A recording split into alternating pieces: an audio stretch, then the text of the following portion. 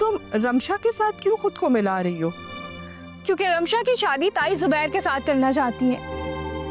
मेरे या मैमूना भाभी के चाहने से कुछ नहीं हो सकता। अगर वहां से इनकार हो गया तो मैं तुम्हारे लिए नया रिश्ता देखूंगी। इस घर में आएगा अच्छा रिश्ता?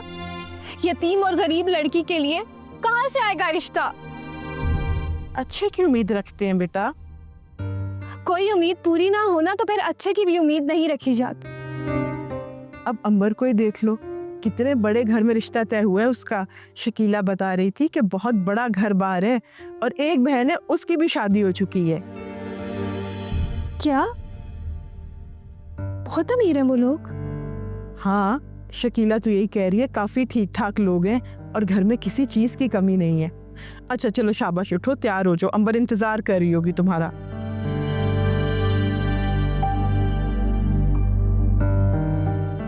अंबर की किस्मत भी खुल गई, पता नहीं मेरी कब खुलेगी। खराब।